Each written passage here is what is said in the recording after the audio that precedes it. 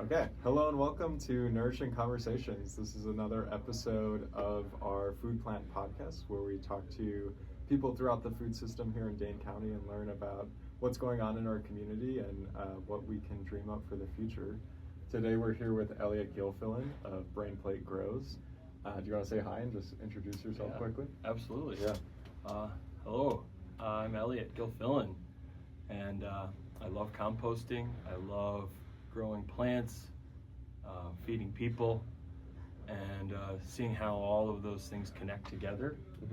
And I'm really excited to kind of grow the seed that we have, the seedling that we have now, and share kind of the beauty and the hope that comes with connecting to that natural cycle. Yeah. Yeah. Elliott's been involved with a lot of organizations and events throughout the community. It's just been really cool to see the work that you've been doing and the sort of intention that you put into it. And I guess just how much I've learned from you over the last couple of years has been really amazing. And I really wanted to share that with our group here. So just give them a basic understanding of what Brainplate Grows is and how it operates, and then we'll sort of get into your past, how you got into this work, and then sort of talking about our community and what you'd like to see come out of it. Yeah, great. So Brainplate Grows was kind of the amalgamating moment of a lot of these different strands of recognizing the need to grow food, understand how food is produced from the beginning to the end and the impact that it has on the community and the water and the soil. And to connect that to the human elements, like how do we relate to each other, and how do we relate to the materials and the products that we have, and seeing the amount of waste going on and composting as a way to change that definition from waste to just misplaced, and everything having its place in that whole realm.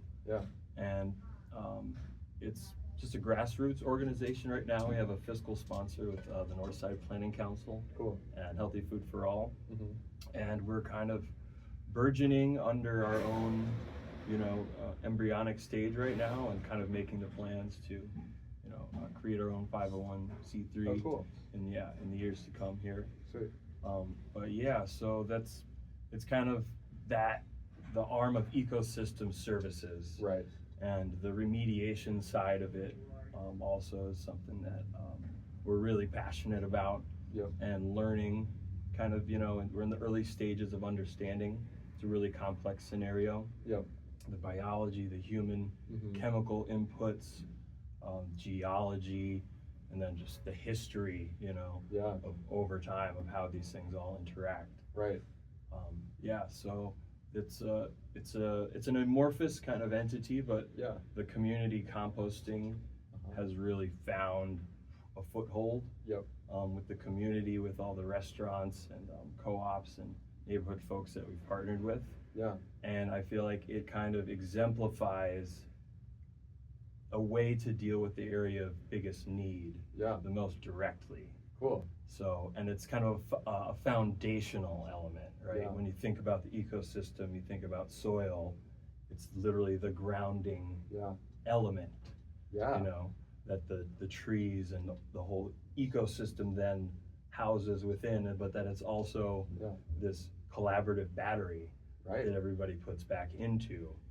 So there's a spiritual element to it as well, that kind of like, as much as it is something to do that we can do positively, it also reminds us it's not just about us. It's about this big living earth. That's evolving and changing, and that we're all part of in different ways.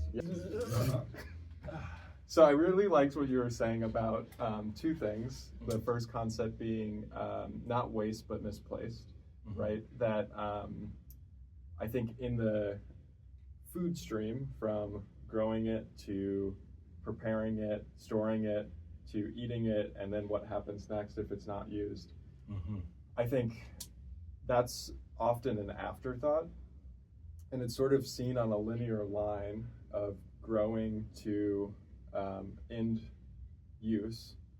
But what I think you're laying out is more of like a circle, right? Mm-hmm. And I liked what you said about compost and soil being the literal foundation for our entire community, realistically. Mm-hmm. And so what you're saying a little bit here is like, if we can break off this linear structure and move it into a circular structure, then we're starting to recharge our foundation, and from that build a really beautiful community.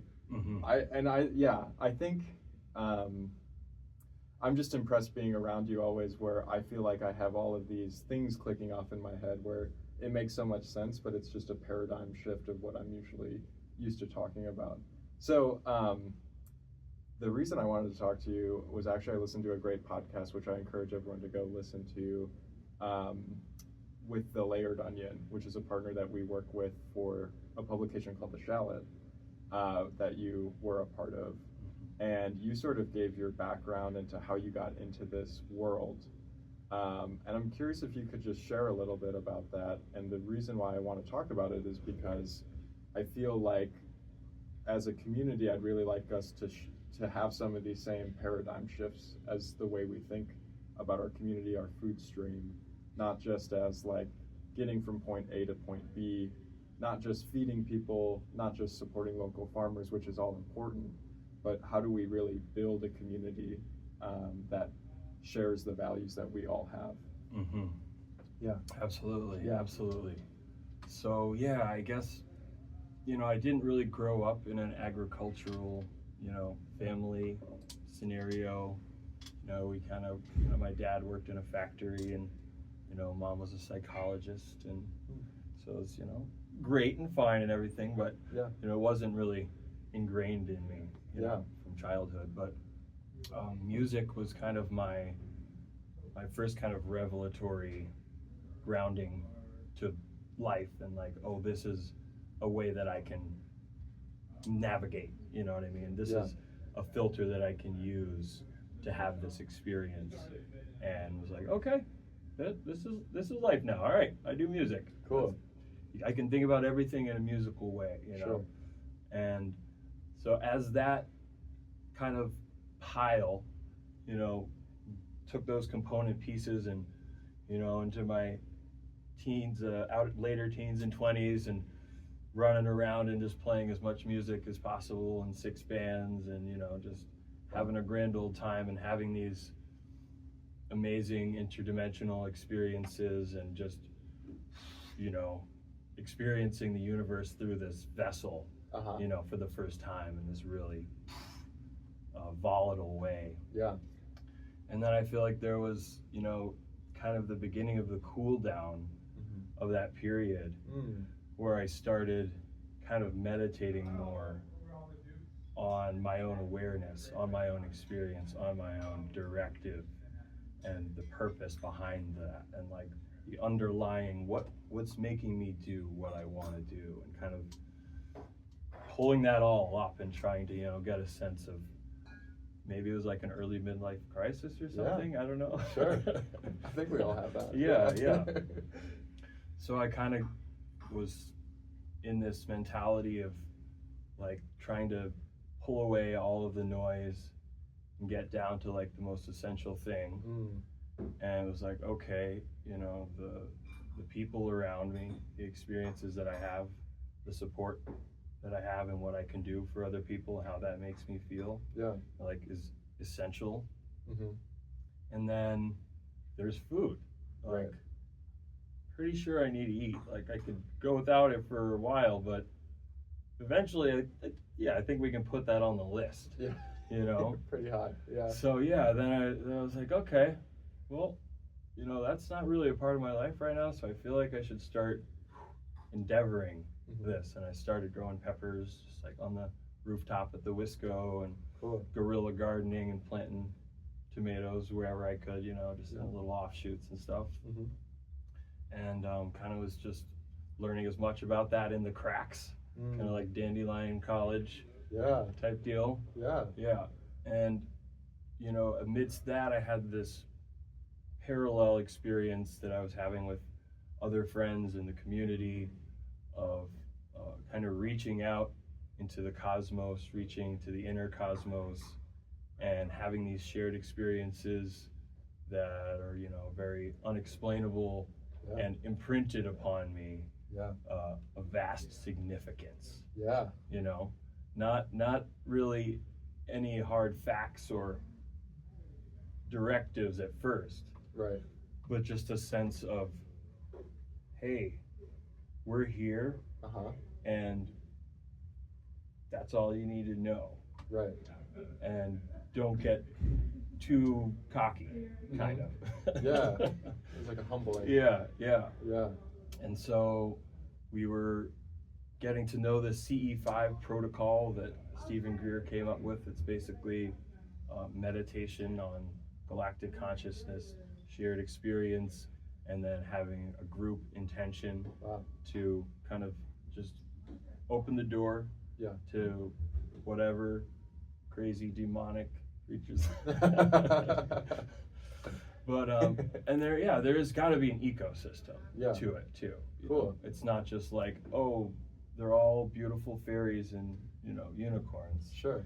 You know, it's kind of like any ecosystem. You know, there's a beautiful balance, but you don't go out into the middle of a forest with a stake in the middle of the night. Right. You know. Right. And expect to have a good experience with a bear. Right. So yeah, there's a whole toolkit that then goes along with it.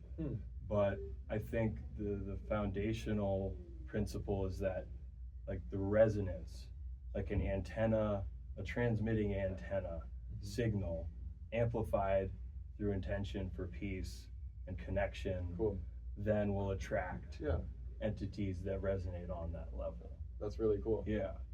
And so you're going through this sort of period where you're looking for some foundational truth, I think is maybe how you would say it. And you experience these otherworldly connections. And can you talk a little bit about what did you find from them, and what they told you, and how that sent you on this path? Yeah. So some of the later CE5 experiences that I was having with the group, I was getting this different kind of vibe of, like, almost an obfuscation, to where they're like, we're going to show you just this much, but only the smallest amount that you aren't going to get any satisfaction from it. Sure. Because you've already been given the card. Sure. We already pulled back the Wizard of Oz cloak thing here. You know, if you're looking for us in this kind of way, you're still not getting the download, because you're looking for us in 3 dimensions. Cool. Yeah. That makes so sense. they're like, thank you. They're like, yes, recognize your effort, but we're gonna try to redirect you a little here, because you need to dig deeper. Yeah.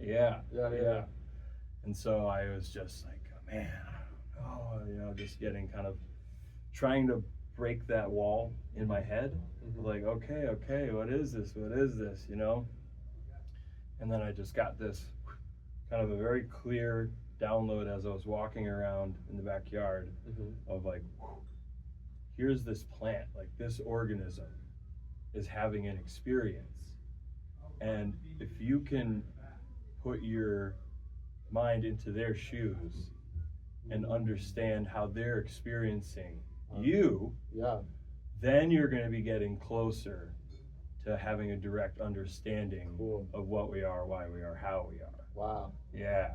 Okay, I feel like in the podcast I was listening to you earlier before, that I didn't hear that level of explanation, but it came out when you were talking about compost, right? And the soil, and listening to the needs of the soil, and altering and sort of creating the necessary conditions for those things to thrive. So there is you did feel in some way, or you're learning how to do that. Yeah. Right? And you're doing it through your practice. Right. Talk about that. Yeah.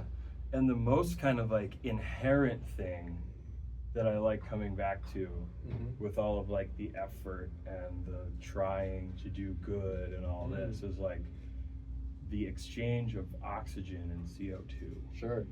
Is like something that the most evil person in the world or the greatest saint Sure. is going to be doing that same. No matter what, there's that relationship. Yeah, there may be other energies that are good and bad for other things at other times, but like that cycle, that most essential elemental cycle at the middle of all the noise is like just breathing. Right. It's the planet breathing. Right. You know? Wow. And to be in sync with that, if you can just do that and let everything else fall away, then it's like, then you're really starting. And you're doing the work. Cool. You're plugging in. Everyone listening is doing the work right now. Yeah, exactly. Sick. Yeah, that's really cool. Yeah. And so, so talk about so that's great. Everyone is doing the work. We're all in this relationship together. And I think that is a paradigm shift. I don't think everybody thinks in that way necessarily. But yeah, keep going down the journey. Like, what are other skills that you've learned to recognize what the soil needs, like the organisms, the life, or seeing the life in soil? Yeah. Totally. Yeah, because the parallels are pretty amazing too. Like at the different scalar levels. Cool. Because, I'm so excited about that. Sorry. Because when we say compost, it's kind of abstract. Right? Because it can be a verb, it can be a noun of just veggies in a bucket, or finished soil that you can plant flowers into. You know, it's like, what actually is it? You know, but I don't know, what is it? Tell me what it is. Yeah, well, how do you, when you say compost, what do you think? Because I think you have such a rich understanding of it that I don't have, and I'm sure many people listening don't have either. And I'm sure it's hard to explain. No, I just totally lost my train of thought there. I like had a leapfrog moment there. And well, the tell me. record shook on the wall and I lost it. Yeah, it's okay.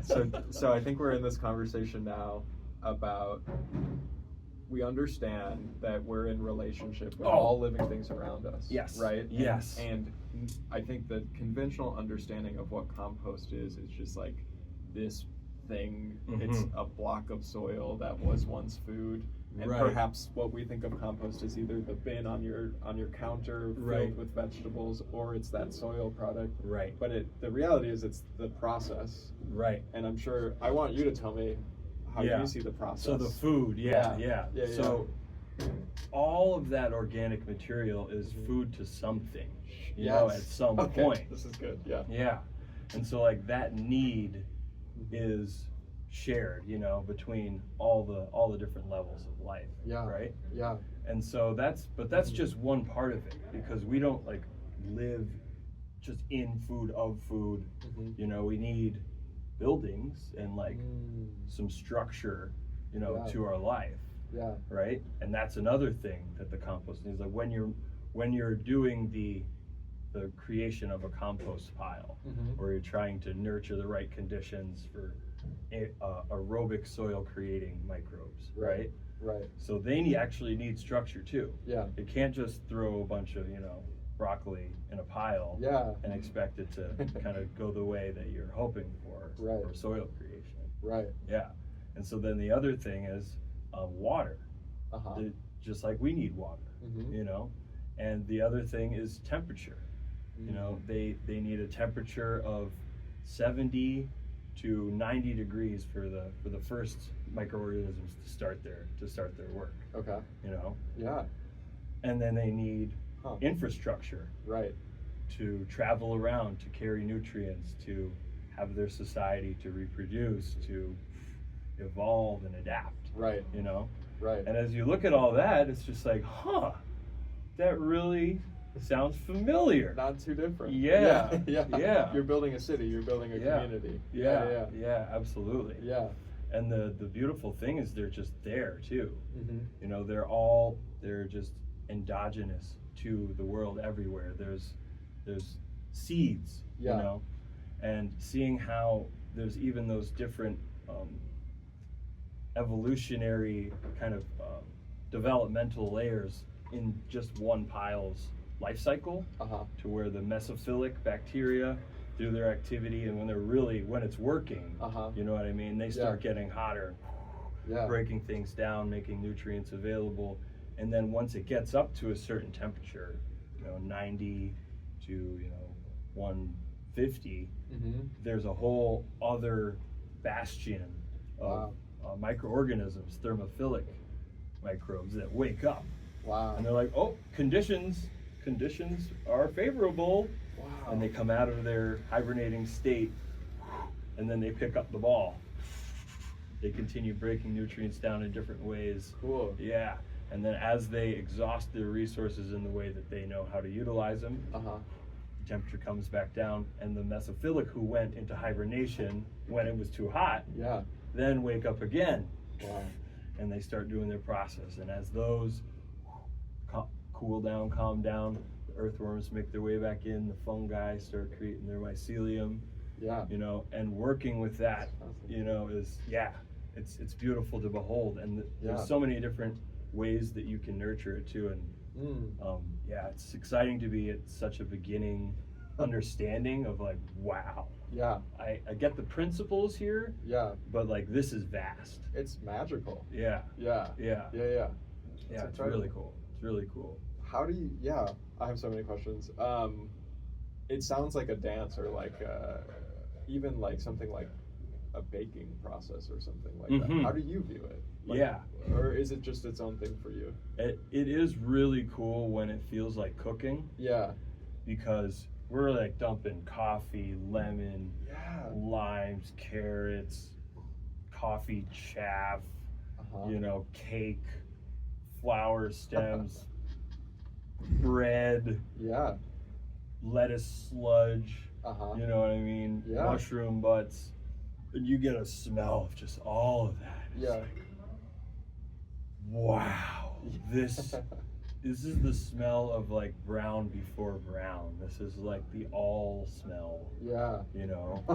And then we're chopping it up, and once you get a feel for like the moisture level, of like having it be enough moisture for the nutrients and microbes to transport around, but not so much that things can't hold together. It starts to really feel like, you're putting a batter together. You're just getting like the perfect consistency. And then it's like, ooh, right there. That's perfectly needed. Boom, boom, boom. And then, whenever it's like ready to go, and we're at the pile, one of my favorite things I'll say is, all right, looks good. Let's feed them. Sweet. And then, it's great cooking with a shovel. It's an interesting feeling. That's cool. How do you listen to what, and how do you, are the like microbes, bacteria, like what is the term that you refer to the living beings in the compost? There's the microbes, definitely. Bacteria are a type of microbe, and those are the things that we can't really see. But then there's all type of microorganisms that are visible too, and like arthropods, the roly-poly guys, the wood lice. We love them, the highways that they make throughout it, and seeing the mycelium, ants, earwigs.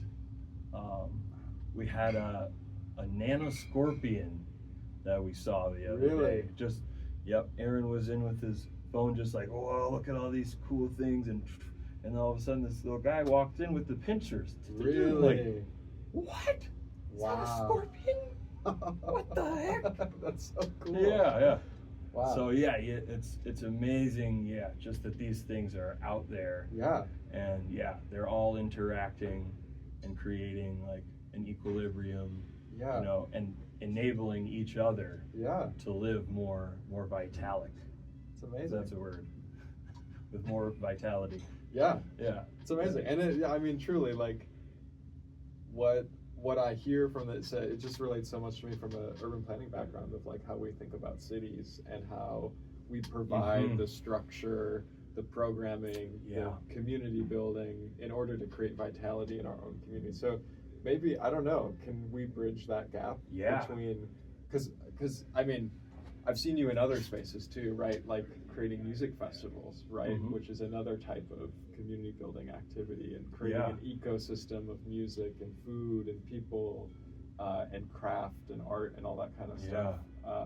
And that creates vitality in our communities too. Right.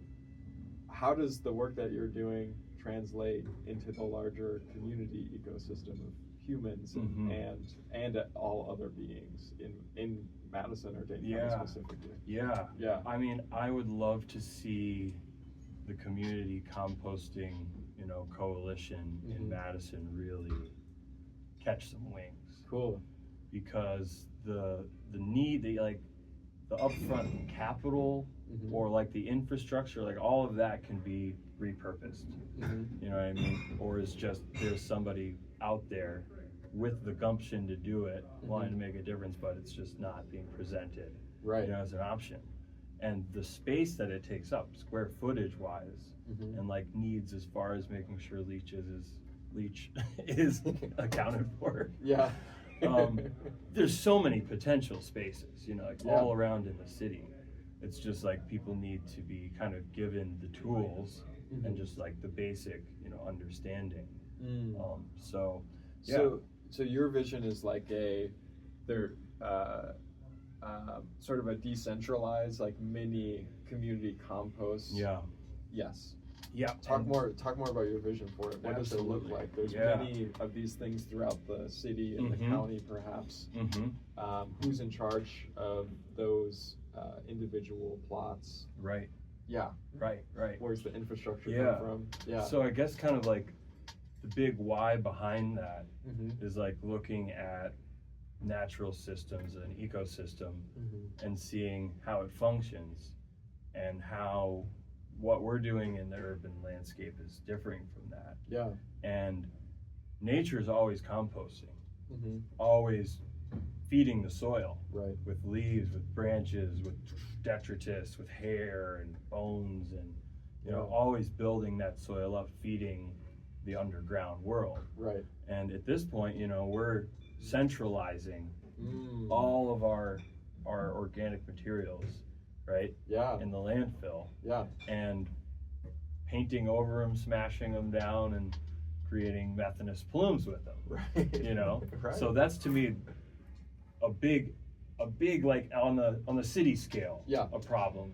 Absolutely. That we need to like address. And what does that mean? So it's sort of like we're exporting all of this potential life. And so what does that mean for the soils in our communities, like in the neighborhood? They're being depleted of all this nutrition. Absolutely. And then you look at like the problems with runoff from impervious surfaces. Right. All of that is also sapping life from the soil, but then it's also creating more problems down the line that the soil helps buffer as far as having roots and filtration, water retention, all of these where the hills and the flows and it'll catch and evaporate and the water is then pulled up into the trees, and the carbon sequestration, all of those ecosystem services start with having that soil foundation for it to work from. Right. And it's sort of like all of those externalities are so expensive in like our capitalist system or just like in a monetary system. Like you can't put a price on those services that the roots and the soil and all those things are providing for our city. You could put a price on it, but it would break the bank. It'd go past anything that's very unsustainable. Right. So I just want to bring it back to your idea for this like decentralized. So the idea is, kind of we in our piloting of doing this, we're where kind do of you do this currently. So we're kind of halfway to perfect right now. Good. So the idea is to have it all be bike and people powered. Cool. No additional fossil fuels or like any of that kind of infrastructure needed. Cool. God bless it. Like we need it, to get where we need to go at this point in time. But like thinking about what's the most optimal energy ecosystem friendly way that we can do this. Yeah, you know, absolutely. so having bike centralized communities Mm-hmm. that are tied, especially with community gardens, Mm-hmm. because that's where, as we're going to be taking food out of that soil, we need to be feeding that even more. Absolutely. You know, and using those existing community gardens Mm-hmm. to start building up the community composting sites. Cool. And so we're doing kind of halfway to that now with Troy. So I'm picking up in the Marquette neighborhood and Sassy up to the capital. Mm-hmm. And so we're still kind of working our way towards having like an isthmus centralized location. Cool. And yeah, working with the city, getting to know engineering and streets, and Yeah. kind of doing the foundational, you know, networking of what's the feel here, you know, what's the legalities, what are the obstacles, Yeah. what have been the issues in the past of why we're not doing it. Right. And what are some of those things? What are the obstacles you're running into, or are they legal issues? Are they infrastructural investment issues? Yeah, a little bit of both. I think like legally we're coming out of the forest, so to speak. Good. And that there's, you know, if you dig into it, there's so much like nitpicky stuff about where your compost. You can't legally have a compost pile in your front yard. Wow. We can't see it. We don't want to know it exists. We put it You in know the back. Yeah. You got to sweep it under the rug. Yeah. Fascinating. Yeah.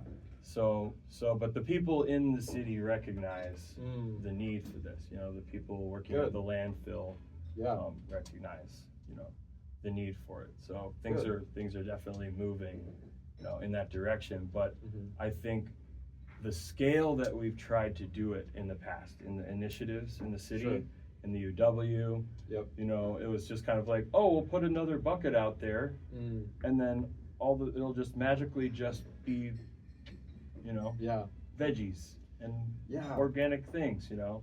And they got a few forks in their combines, wrecked a few $1 million machines, and we're like, this isn't worth it. We'll just compost poop, and there's so much cow poop out here. We got bank forever. Why would we mess with this? Right. You know. Right. So that's kind of where, to me, I see the stacking function of it's a lesson that everyone can learn. Yeah.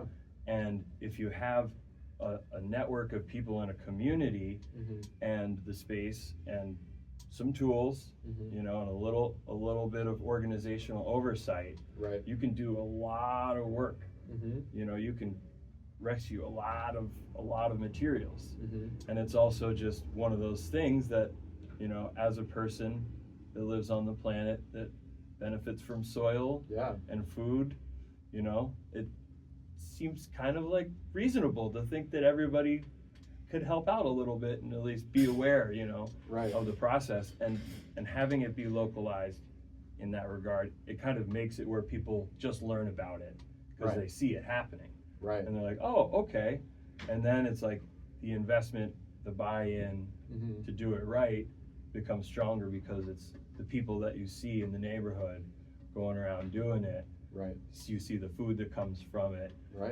You have part the of the culture. connections. Yeah. So there's just a lot more benefits, I think.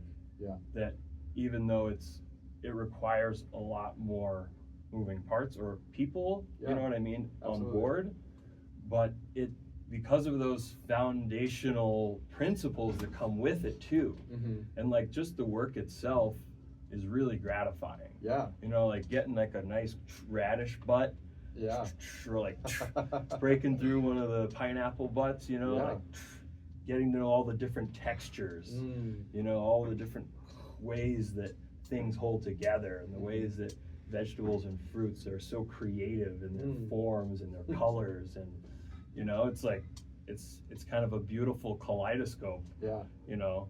This is why I wanted you to talk, because I feel like you carry so much enthusiasm and passion for it, and I've never wanted to get in a compost pile as much as when I talk to you, you know what I mean? And I agree. I mean, I think it almost feels like, like this is our civic duty to be in relation with our environment, even within a city, and have those sort of relationships. And in order to do that, we have to learn how to live and build with Yeah. each other. Yeah. It's a relationship. Yeah. Right. And I feel like in a really kind of beautiful Aikidoic way, it fulfills like some of the really deeper spiritual and like societal rifts that we have right now. Yeah. There's like so much disconnection and kind of otherism and us versus themism and nationalism, and you know, everyone is so caught up in these different definitions, Right. you know, and right and wrong, and you know, trying to accrue wealth and authority and power, and like we're at this precipice of, you know, all this vying for this egoic, you know, sensibility. And we're like, we're running out of room in the ring, you know, to play that game on the earth, because earth isn't designed to play that game forever. It's designed to be a feedback loop, and more of a concert, more of an orchestra, with dynamics and you know, flows to it.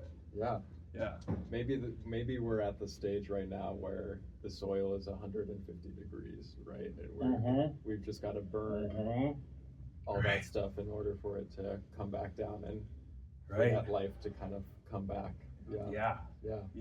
Absolutely.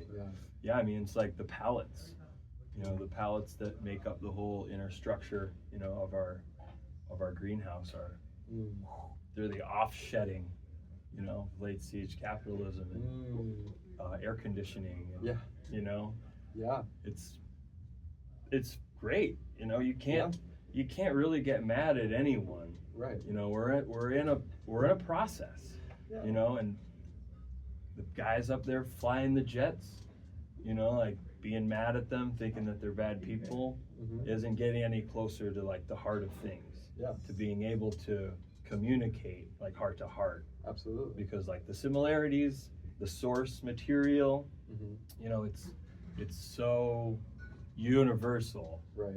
Like the composting act, I feel like, is a meditation. Absolutely. On giving back. Being a part, using your intention to give to something other than yourself. And knowing that it might benefit you down the line. You know. That's okay. There's no issue with that. It's similar to how I got into this work and how I view eating together. But it's there's differences that are really cool too. And it feels like almost what I've been doing by bringing people together for meals is incomplete without bringing people together to break down the meals into soil. Where it's really human focused and not quite ecosystem focused. But the people got to eat too. And we don't have carrot butts if people aren't drinking carrot soup. It's all part of the process. Well, this has been such a great conversation, and I'll wrap it up here. But I've been asking all of my guests, if you had a magic wand that you could wave and change anything about the food system here in Dane County, what would you do? One thing, change one thing about the Dane County food system. Wow, that's intense. I mean, I want to make sure I change the right thing, because it's pretty important. We can always edit it, and we could put a couple options in, see how it plays. Wow, that's really difficult to boil down to one thing. But I would say having more access to healthy food and access to land. You know, to be able to nurture the soil, to be able to learn about how to grow food. You know, to me, I that's kind of where my focus is. That's why I'm wanting something that I don't think this is more important than any other aspect. But as far as like shaping the society goes, it's the deeper sensibilities that are going to equip us for how we need to evolve now, you know, and the barriers and the obstacles to understanding. And I feel like we need to be able to grow in whatever that solution is in ourselves. To meet that. So I don't know. I mean, if there was like an initiative to take like all of these kind of off the beaten path, just like orphan spaces, you know what I mean, and set up community gardens, have educational, workshops and classes and events to get people just into it, to know that it's there, the hands in the dirt. Yeah, and then having these kind of community spaces, that are free, that are all based on solidarity. Yep. You know what I mean? Community, and having a place that people can come together to contribute, to harvest, to share, to talk on like a level playing field. Yeah. Because I feel like so much of this land has been privatized and commoditized and paved and strictly, regimented into what it's supposed to be, that having some more direct connection there for people to grow things to eat and to enjoy, but then to also have a space to grow the community, grow relationships, grow in their own grounding and understanding with nature and with the planet. Beautiful. Yeah. I think it's a great answer, and it just, I think what you're asking for is for more people to have that sort of experience that you had, really getting your hands in the dirt, and learning from doing, and being a part of that ecosystem. Yeah. Because I think the more that we get people to do this, the more perspectives we're going to have, and it's going to create this really beautiful symphony or orchestra, like you were saying. Yeah, the more diversity to it, the more rich and resilient it is. Exactly. Yeah. Cool. Well, thanks so much for talking. This was such a good conversation. Yes, I'm really excited to put this out there. And thanks to everyone for listening. We'll see you next time. Thanks.